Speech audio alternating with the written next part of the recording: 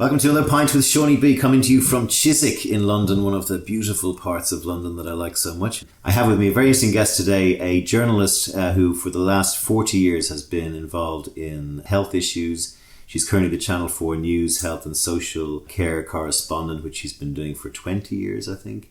She's also the first Kiwi I've had on the show, which is an honour. And her name is Victoria McDonald. Welcome.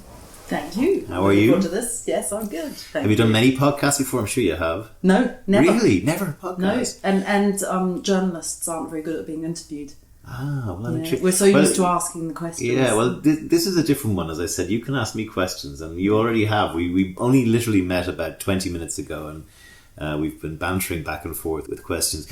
Victoria has had a huge career and is one of the leading lights in everything to do with health. She started her career in 1981, just as the AIDS crisis was hitting, and she's got a lot of memories in that, which I want to talk to her about.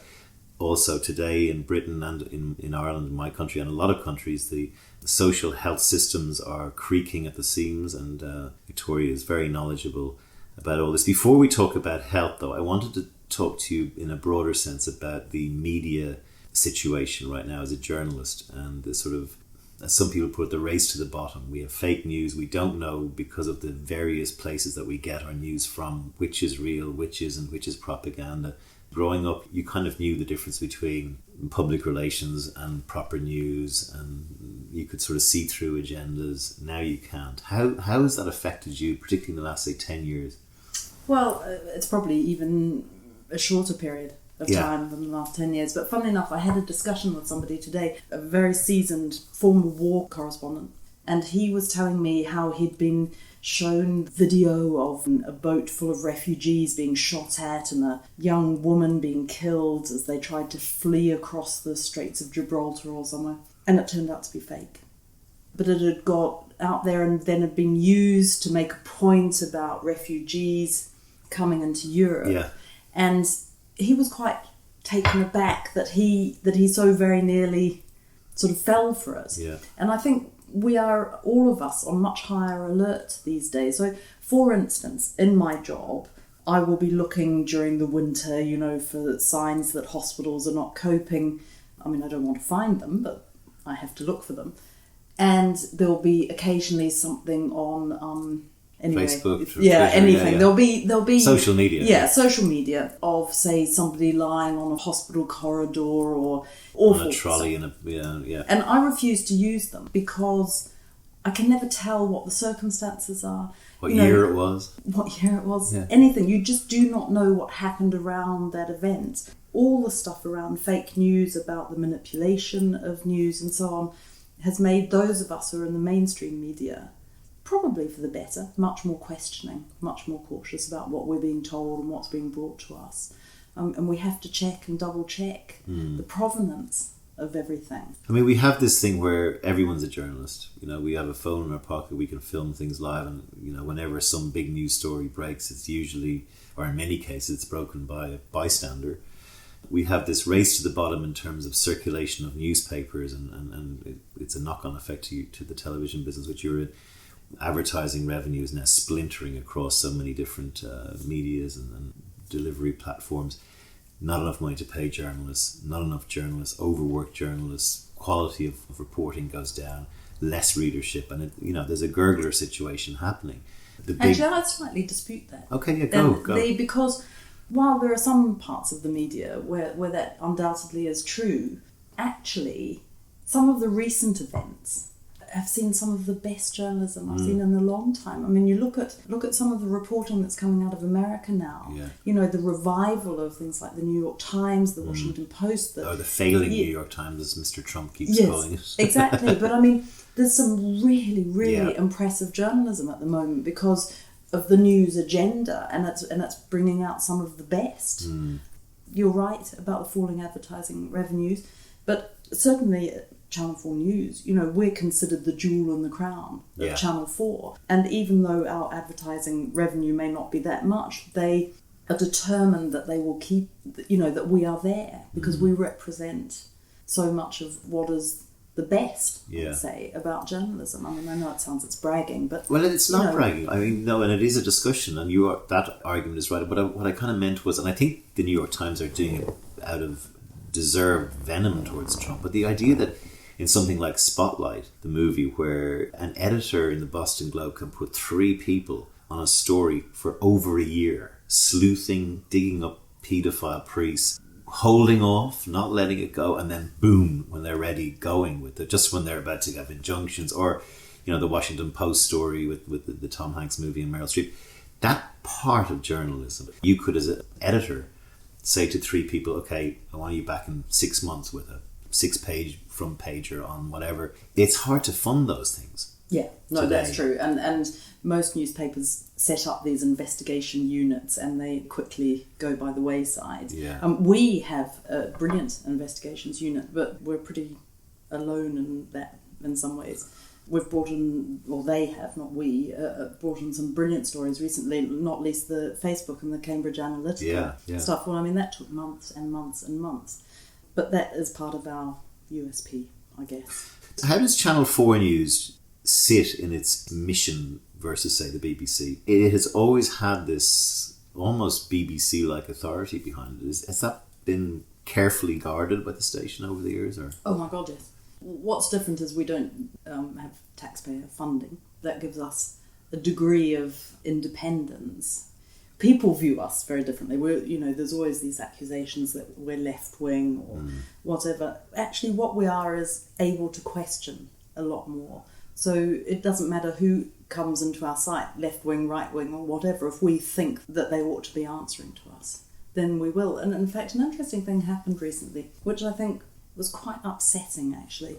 Theresa May did not give Jon Snow an interview, agreed to an interview at the Tory party conference this year. And that was the first time that's ever happened, that no Prime Minister has sat down with Channel 4 News, we are one of the mainstream broadcasters, because they have just decided that we are of no value. They sat down with, LBC radio, but not us. There's an implication that the BBC are somehow hamstrung, though, by that. When you say about your independence, are they? I would have thought that even if you are under the spotlight of being the taxpayer funded, for want of a better word, particularly in Ireland with RTE, which is completely funded by licence fees and stuff like that, but that there is almost a bigger determination to show impartiality and show that we're going to brag. Do you feel a real difference though between the two? I think so. I mean, we can do different stories from the BBC. We can do many more investigations, asking different sorts of questions. The BBC has to be seen to be absolutely and utterly impartial, and we would argue that we are impartial too, but it's done in I can never quite put my finger on it, but in a slightly different way. I think sometimes the BBC feels to me that they can slightly tie themselves in knots. So an interesting point was over their climate change reporting, where they were giving what was finally decided to be undue attention to the climate change deniers. Now, and you have to say, do they make up half the population? Probably not. So was that the right form of impartiality? And that's the sort of thing where they tie themselves in knots. Sorry for mentioning Trump again, but you do then say, well, the leader of the free world was a denier of climate change. And one of the things that I picked up that you said was this idea about poor research, badly reported. If you take that climate change discussion, we'll come to health in a minute, but the BBC is kind of going, well, there's a lot of very vocal people using bogus research out there for their agenda. And do you report that or not report it? And do you report it and ridicule it? Or it's... Well, that's the discussion that we're all having at the moment. And I think the BBC, having done an inquiry into the way it was dealing with climate change, has decided actually you don't seek that balance because it's not balanced in the first place. Yeah.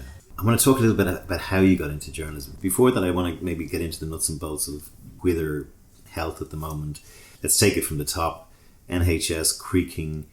You've talked over some of the interviews that I've seen you doing about the idea that people in Britain, particularly more than Ireland, fight for this beautiful thing that was invented that's starting to get a bit raggedy around the edges. Tell me where you feel it's at right now and what needs to be done. Big question, but... Yeah, no, but that's an easy question for me to answer, because at the moment it's in pretty dire straits. And The thing about the NHS is that it will always keep working, and it works off the back of the most incredible passion that the staff in the NHS have, and supported by the public. Well, they say it's like a religion here. You know, you don't... It gets them on the streets with pitchforks, basically. Yeah. Yeah. But there has been years of underfunding. Now, the government says it's not underfunding, that they've put in more money year on year, but actually the amount of money that they were putting in was so low that it was flatlining. And actually the way NHS finances work, it was a decrease in funding. And you could see it in front of your eyes. You could see it starting to get things getting tighter and more difficult, and it's harder to get an appointment with your GP. The hip and knee replacements, which were always the first to be waiting. Longer waiting lists. Fertility treatments, you know, some places you just can't get it. Now all the easy things get done. Now things like cancer waiting times, well, they haven't met that target. Meanwhile, the cancer grows and grows. Yeah. The things that are urgent. Yeah.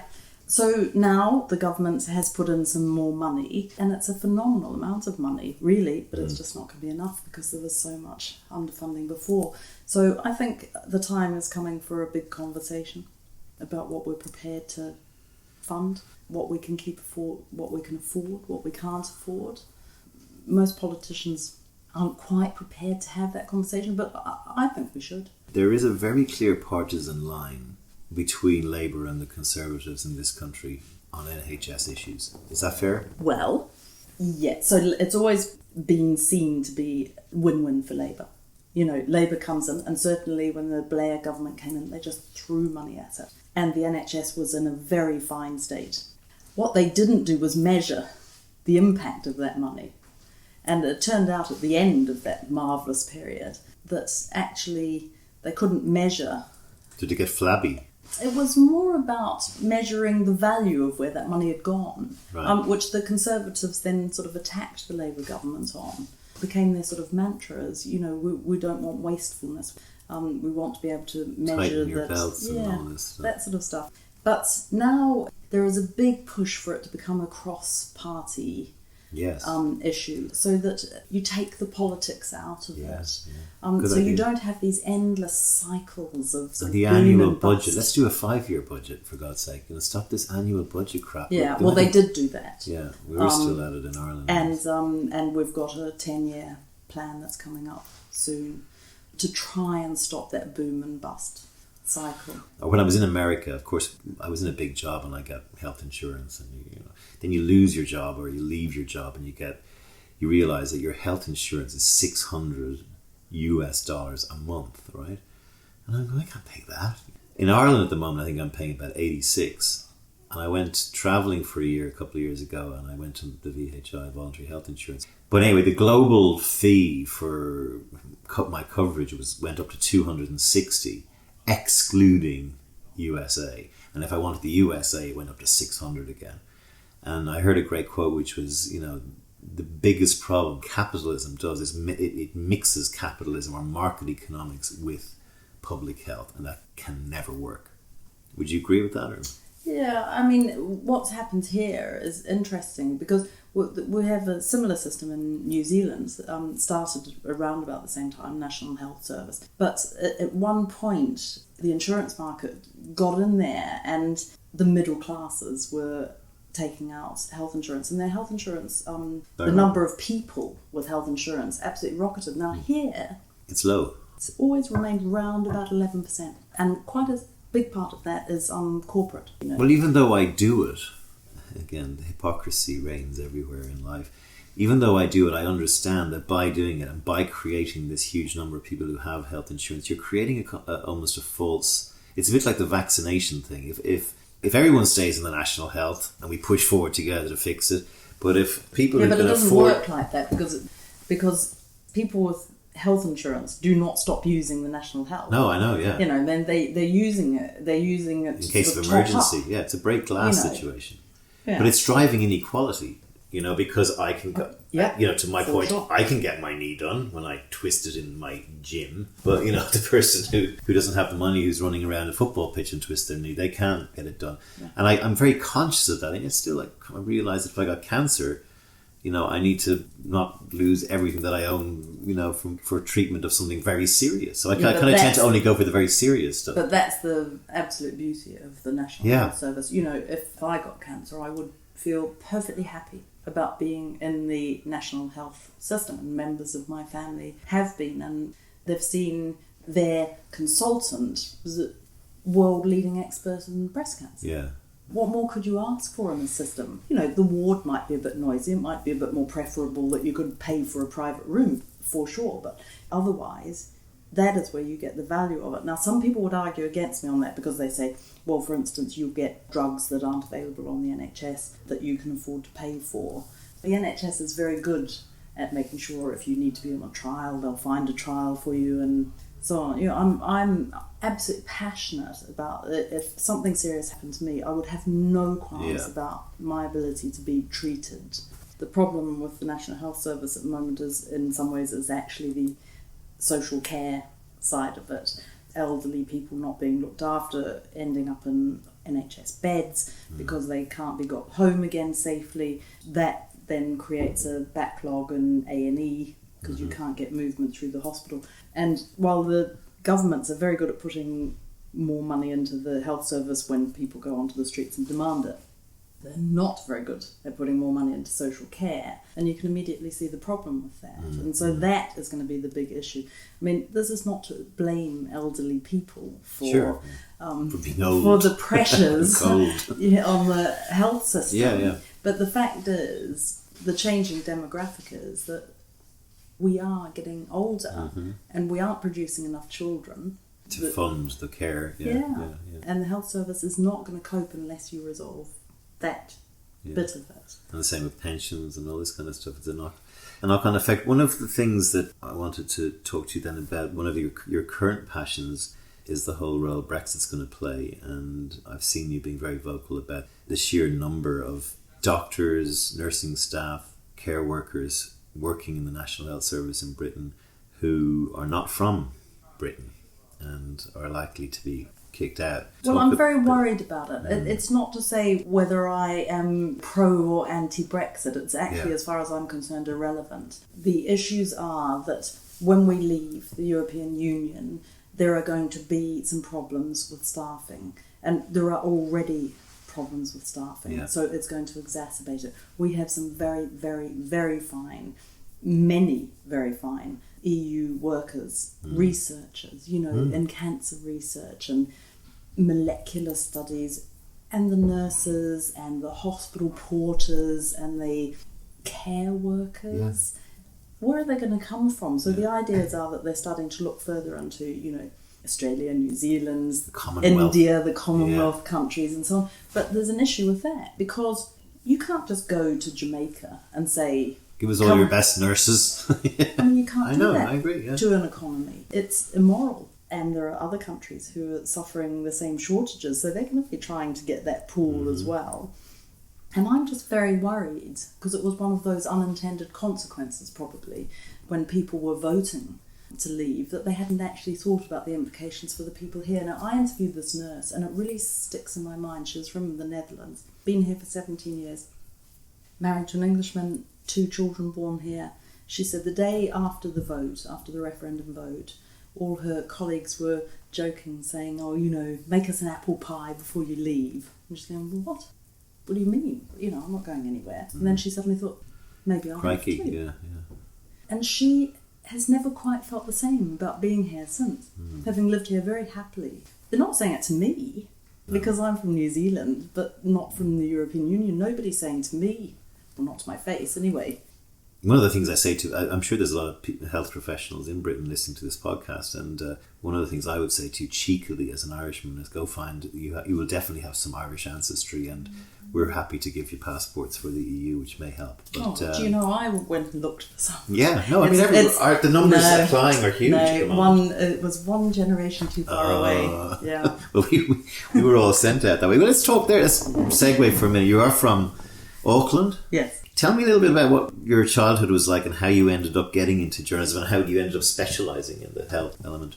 That's two big questions. Okay, well, you're Kiwi born and bred. What was it like growing up for you? Did you have a happy childhood? Was it fun? Did you like living in New Zealand? Were you dying to get away? Yeah, I was dying to get away. Same Really, I'm not joking about. No, I had a perfectly reasonable childhood. I was well looked after, and two lovely parents who split up when I was very young. So spent time moving back and forth between the two of them. Grew up in the bush and by the sea, and my sister had a horse, and we, to all intents and purposes, really idyllic. But I couldn't wait to get out of it. What was going on in your mind? There's got to be a bigger world out there. Yeah, and when I look back on it, all my really good friends at school were English or American.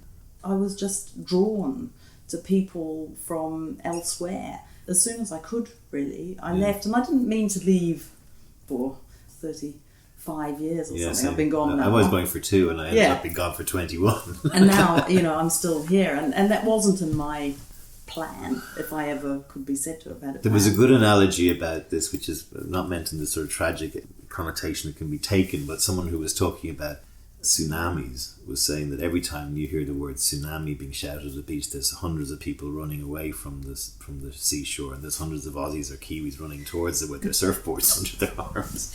And it's a bit like when I got to Sydney, I just went, this is the city I've been looking for. I was like, I have to stay. I ended up getting citizenship. I'm very proud to be Australian and Irish, very proud. But when I got there, I went, this is great. And the isolation is all the things that people are running to Europe for. Europeans are running the opposite direction away from. One of us is wrong. Oh, no. Trying to find that balance. Were you good at school? Isn't that marvellous about global citizenship? Yes, I know. And also when you do it, you've no fear now. Like I could go, like, oh, you're home now. I may be home. I may go and live in Jamaica. I don't care. Like I can go. I'm always interested in that I never quite know where to describe as home. So this is obviously my home because I have lived here for more than 30 years. Yeah. And yet I still refer to New Zealand as home. Who do you support in the rugby? I don't like rugby. Well, if you had to, I hate rugby, but like if I just brought it up. New Zealand. Yeah. And I would support Ireland always. Yeah, that's the cricket test, isn't it? Were you in school? Were you smart? Where did your love of? Were you a good writer? When did the journalism or? Oh yeah, no, I remember that very specifically. I was 14, and my aunt and uncle took me to a radio station they knew somebody, and I went and I thought, oh, this is really good. And then at school, we went for a school trip to the local newspaper, and I thought, this is really fascinating. I kept it in the back of my mind, and I did always like writing, and I was always quite inquisitive, and I was good at English at school. But actually, that's sort of almost irrelevant. It's really about the ability to ask questions or to seek answers, I think, is more important. So you were a curious child. Yeah, I've always been quite curious. And where did you come in the pecking order of your brothers and sisters? Well, I was the eldest. And I say was because it turned out that I had a brother that I didn't know about who was a year older than me. When did you find your older brother? When I was 29. Wow. So there's now him, me, and my sister. And then I have a half-sister who is 13 years younger than me. What was it like to find an older brother at that age? Well, at first I didn't really believe it. But he was also a full brother also. So it was both our parents had him before they were married and given him up for adoption. Right. But it turned out that we went to the neighbouring schools. He went to the boys' grammar and I went to the girls' grammar. And so he seeked out his biological parents and hey presto, Yeah. It also turned out that we went to university at the same time and we did a couple of the same lectures. So we were actually in the same room. You don't have to answer this, but was that very awkward when he came back on the scene with you? Because he was obviously living in the same area as you guys, right? As your family or not? Or? Yeah, no, he was. There was nothing in life that could prepare you for it. So you had to work your way through it. As it turns out, it's really phenomenally common. Yes, no, I've actually had a guest on the show who had the same thing. Yeah. So it is common. But at the time you just think, it's just me. And then you start talking about it and you realise it's not you at all, just you at all. Yeah. There's the three sisters going, do we like him? Do we like him as our brother? Of course you have those conversations. Yeah, the fact is... Does he look like you or me? So the minute we met in a hotel room in Cairo, it was very funny. How come Cairo? Well, because he and Mum were in New Zealand and my sister and I were here. So we thought, where have we all always wanted to go? And we thought, well, we've all always wanted to go to Egypt. Yeah. To solve the riddle of the Sphinx. Yes. So we met in the hotel room in Cairo, and the minute we looked at him, it was clear he was our brother. And we've all got a very similar sense of humour. The nerves of that meeting, I can only imagine what it was like for him and but it's been the most fantastic relationship. And I mean, I was just on the phone to him yesterday, and having a long chat. And so did you saw the radio station and the newspaper? So you kind of had this little idea when you were still, because one of the reasons I'm doing this is I find a lot of kids, including myself when I was younger, they just don't know what they want to do, and they get corralled by parents with the best of intention down sometimes avenues that really are not suited for them. They're more suited for maybe how the parents view their image and what their children are doing. You had this in you, this little fire burning from... Yeah, I don't know if it was a fire. A flame, pilot light. Yeah, it was there. But I did what was expected of me, and I went to university, and then I was going to do law because it had always been assumed, and I can never remember how this was assumed, that I was going to be a lawyer like my dad. And that's right. We would, but I can't even ever remember that conversation being had. But it was it was always expected of me to achieve. I remember at school actually, careers evening or something, and saying, I'm going to be a lawyer, and they said, this was very much a school that said, why be a nurse when you can be a doctor? They wanted you to achieve. So I sort of began going down that route, and then I thought, hang on, I want to be a journalist. Why am I doing this? And I dropped out of university. My father wouldn't speak to me for quite a long time, and I went and did a journalism course which was 6 months long, taught you the basics: shorthand, typing, first paragraph, cover everything, media law, how to structure a piece, how to go and find a story. And then I came top of that course, joint top, still friends with the guy who I was joint top with. And I then got a cadetship on the Auckland Star, which I did for 18 months. What age were you going in there, like 18, 19? I was 19, 19, 20, 19, I think. It was a tough learning environment, but in fact I'm very grateful for it, because it meant that I had the confidence to then come here and apply for jobs. And then at one stage I went to Australia and worked there, and the combination of all that got me to where I am now. You talk about this being sort of advice for younger people. Well, actually you can't do it like that anymore. No. You have to go and do a postgraduate degree. I mean, I personally don't see the need for it, but you pretty well do. For me it was just learning on the job. I mean, one of the best things, I remember going to this absolutely tiny little town in the middle of the North Island, and you had to find 6 stories in somewhere that ostensibly nothing much happened. Yeah, and not the weather, And not the weather.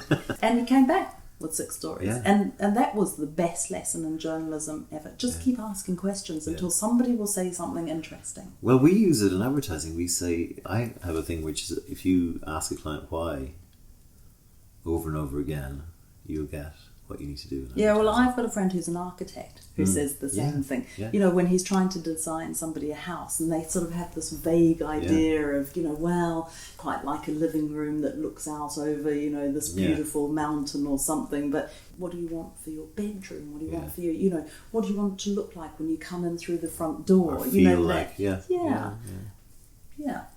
Why? Why is a good question. Why is it? Well, that's the if you had to sum up your job in one word, it would be that, right? Yeah. I'm not going to go into it only because I was watching it last night. And I'm going to put a link to it, if you don't mind, in the podcast of the opening part of your lecture 2 years ago. You talked an awful lot about your early days with the AIDS crisis. Is AIDS okay now? Have we? Is AIDS under control, or is there a chance it can come flying? No, AIDS isn't under control. It's under control in the Western world. Yeah, to a degree. Mm-hmm. Yeah, they're doing really well in South Africa now, and that's been one of the big things that I've seen change in my career. Spent a lot of time in South Africa, where at one stage, I know. I've still got this very clear image of filming a coffin maker. Lines and lines and lines of coffins, because he just couldn't keep up with the demand for the coffins, filming, I think I said in that lecture, filming in an orphanage, AIDS orphans who were themselves going to die. Well, they're orphanage. It's gone, yeah. Which is great to see, I think, for you, right? Yeah, really good. But still, the numbers are going up in Russia and parts of Eastern Europe, parts of Asia. It's going up largely to do with drug abuse. I mean, Russia's a very sad case and very worrying. And it's now linked with a lot of other diseases like TB and the hepatitis C rates and so on. So, no, absolutely, I mean, I sound like a politician here, but there is no room for complacency on this one. And that's what I was going to go with this. I mean, I jest about, every few years, this, like, my joke is, where's all the irritable bowel people now, which was a big thing. And then there was the celiacs, and then you don't hear celiac anymore, you hear gluten-free, which is the same thing, I think, and then something else will come up.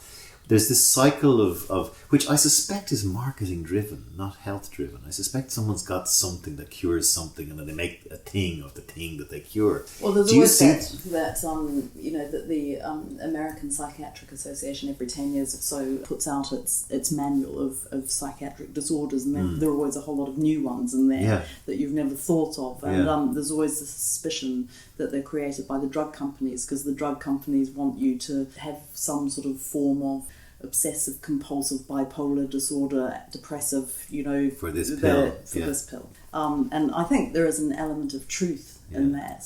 Some of it is market driven. But where do you stand on fashionable? Some of it's maybe the gluten-free stuff about people with very poor body image, or and they're just looking for an excuse not to eat. All that sort of stuff.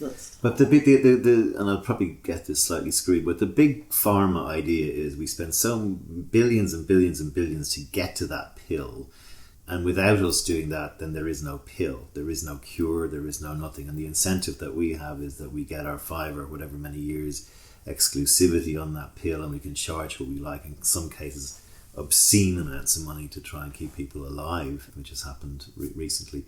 Where do you stand on that dynamic, which is a free market-ish dynamic? I was having that discussion today with somebody.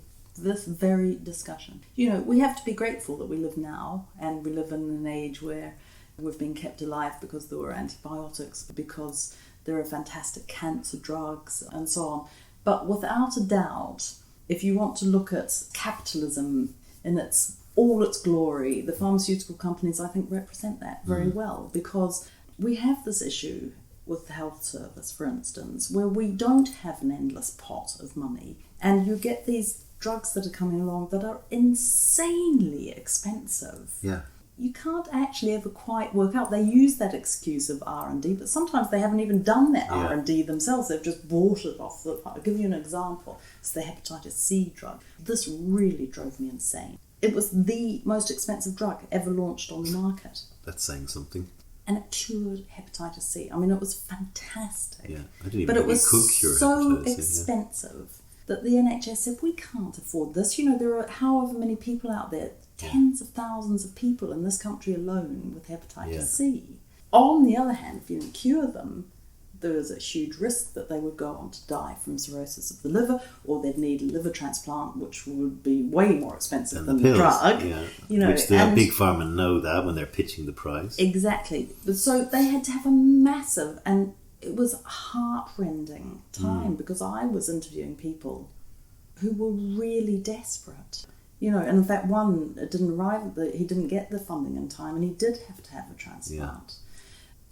And yet, I did not blame the NHS for saying, actually, we cannot afford this. The party in that discussion that's on the right side of ethics and morality is the NHS, not the big pharma. What's being ignored in the big pharma approach is the humanity of it, the mortality of it, the lives that will be lost. They don't care about that. No, but that's how they market themselves. So years and years ago, 17 years ago maybe, I was in South Africa, where a group of pharmaceutical companies came together to stop the South African government undercutting the HIV drugs.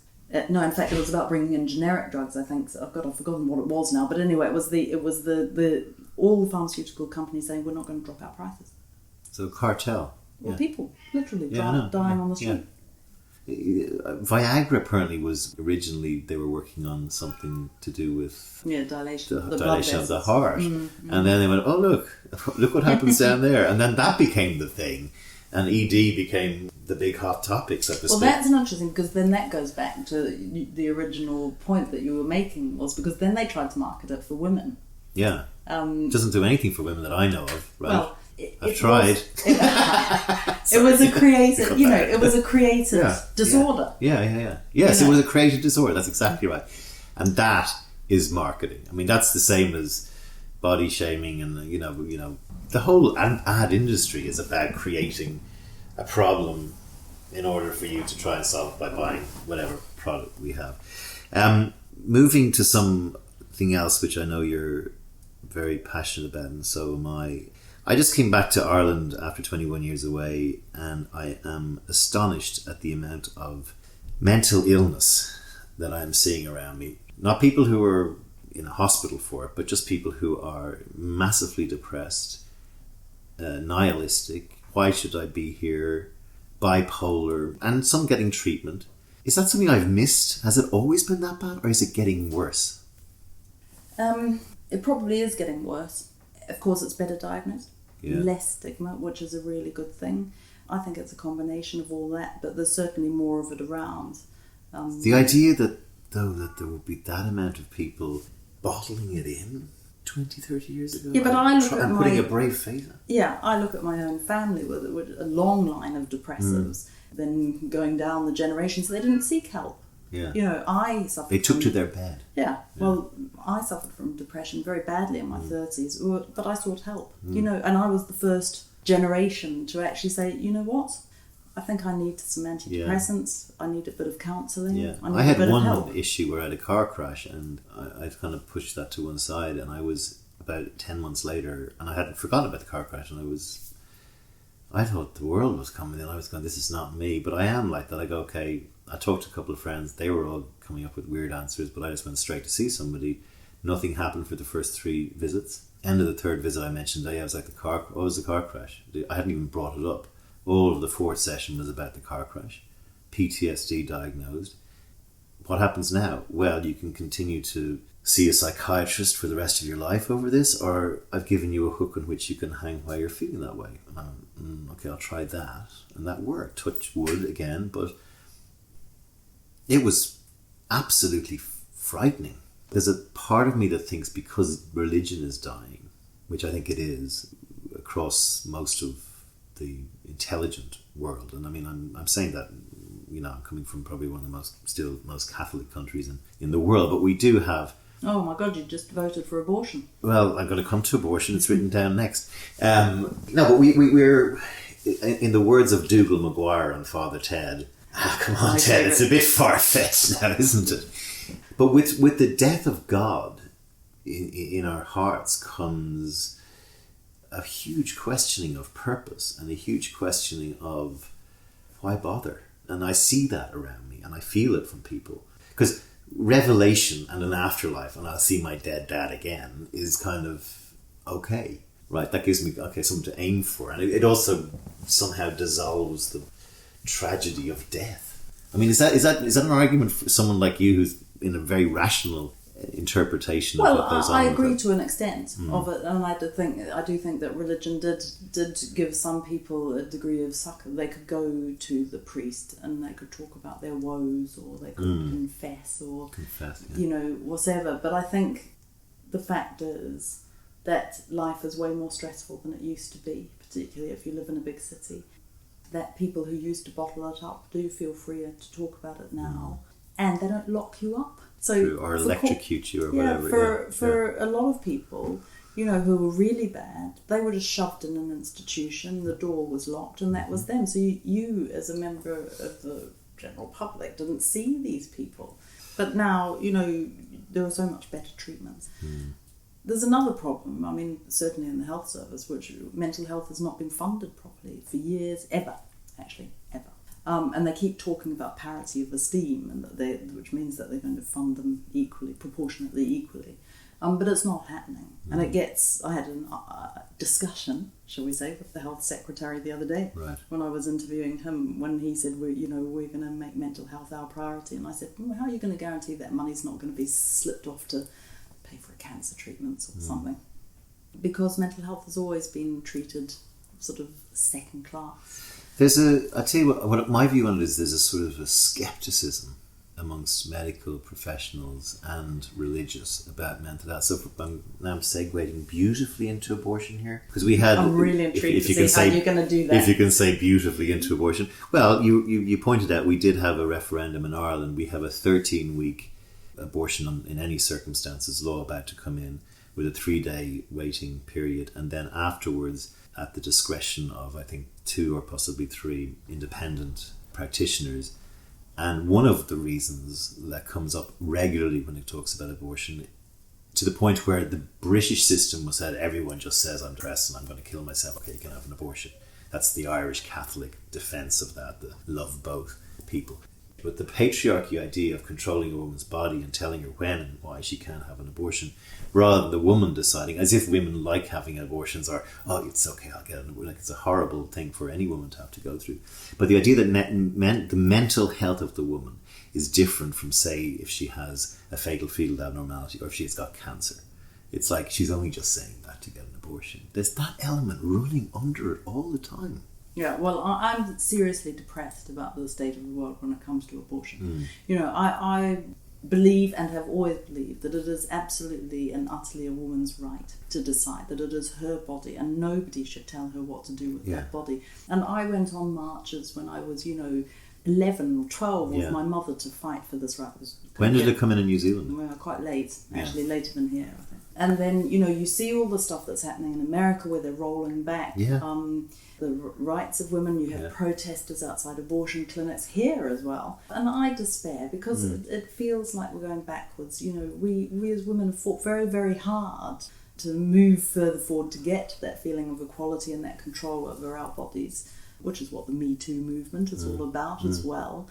And it just feels like the fight has just got harder and harder and harder when it shouldn't be. Well, we had a landslide victory, which actually a lot of us working on the repeal side were a bit surprised at. My girlfriend, who's a very strong activist, made a lovely observation. She said there's going to be women who are 80 years old who are going to go into that box and put a big, even if their husbands don't know. Yeah, it wasn't the young people, because the young people could have probably carried a 50-49, but a 70, it was nearly 70-30. And there's still a lot of religious people. I have religious friends who I spoke to who, they'd never say it was for religious reasons, but it was for religious. I mean, one of the lines I wrote was, doesn't your God know whether you're going to be born or not?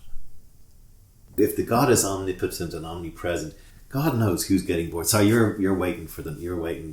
We'll be back to you. Yeah, you go. And yet there's this insidious thing with particularly church, because Ireland is still very church.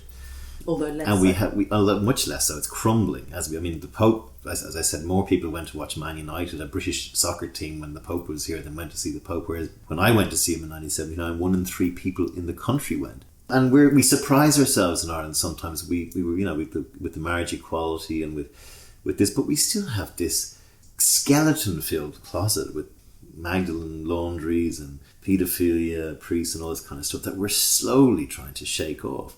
But the biggest thing was we were sending all of our women, over 12 a day, over here.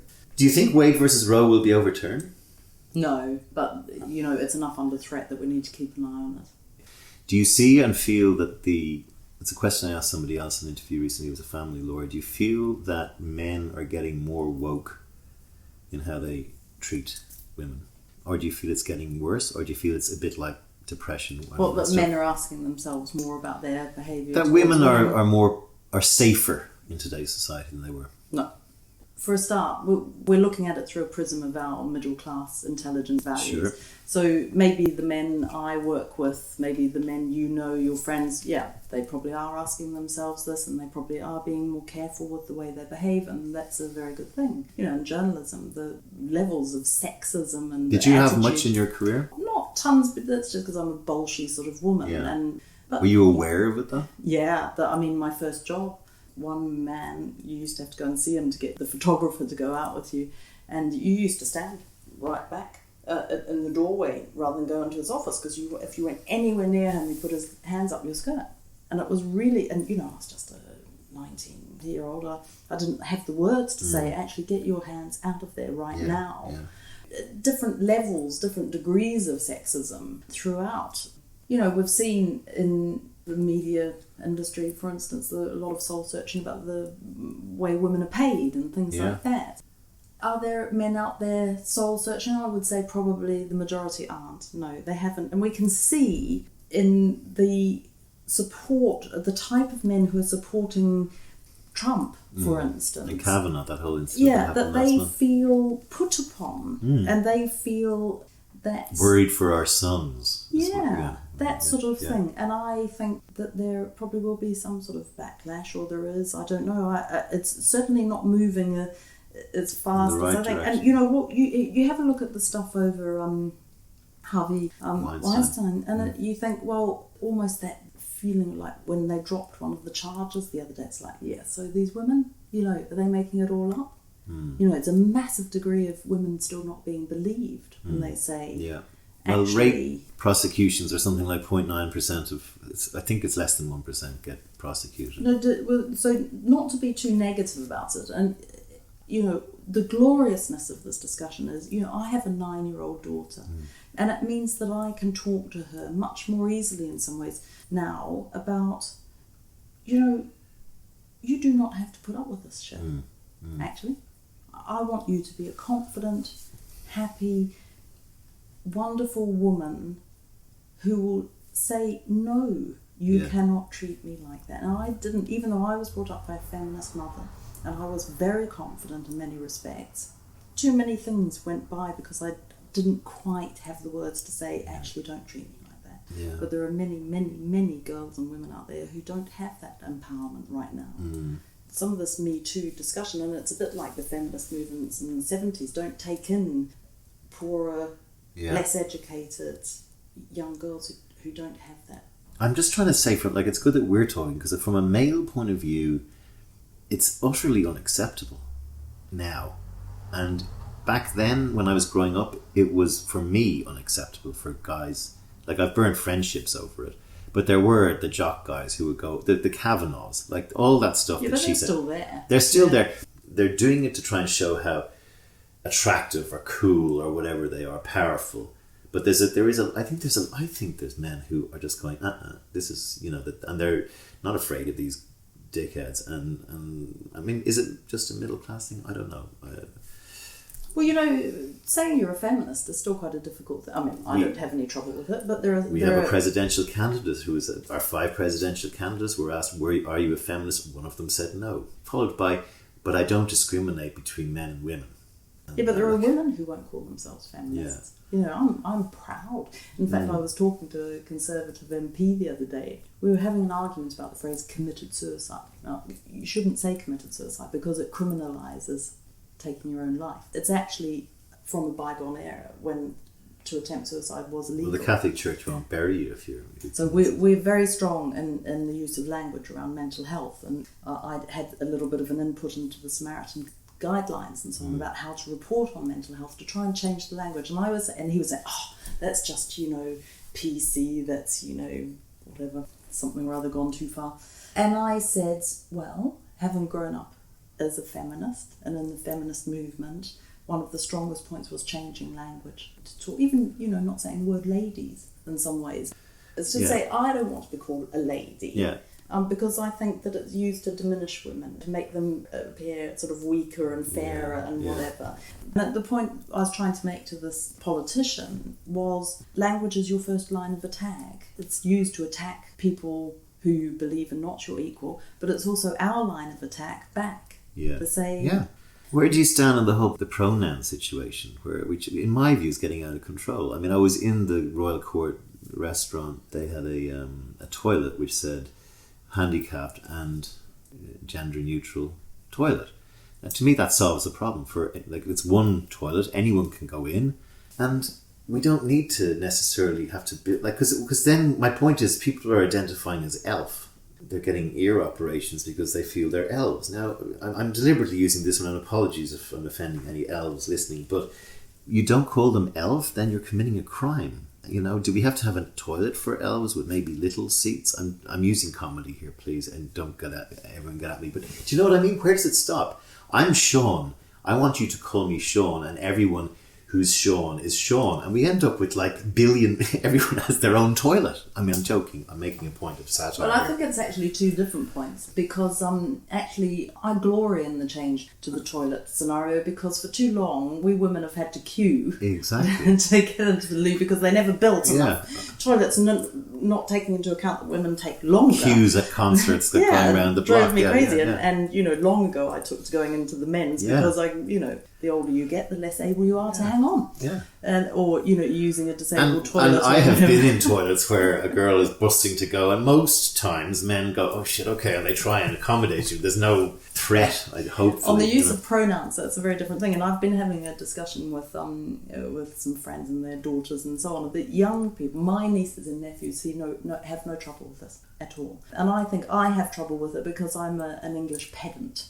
Okay, well maybe I'm the same boat as you. I think it's my age. And actually, if somebody wants to be called they, Zer, or whatever, then I'm cool with that. Fine. I'm cool with that person there in the room, fine. But I never liked being called Miss or Mrs. Or I never wanted to be called Ms. Oh. Well, I didn't even like that. I didn't want that there. Because I didn't see that it was anybody's business whether you were married or not. Whether I was married or not. Which is true. And I've always found that difficult. And so I can understand where the next thing is coming from. And I actually glory in the way my nieces and nephews' generation is much more fluid about their identity and whatever. But it's like all these discussions, most of the discussion we've had for the past 20 minutes or so, is the pendulum will swing a long, long way, and then it will come back to somewhere better than it was. Yeah, hopefully. It will improve, but sometimes it goes a long, long way further and you get really annoyed with it, and then it will come back. But I like the discussion. Yeah. You know, I'm not entirely sure where I stand on, all of it.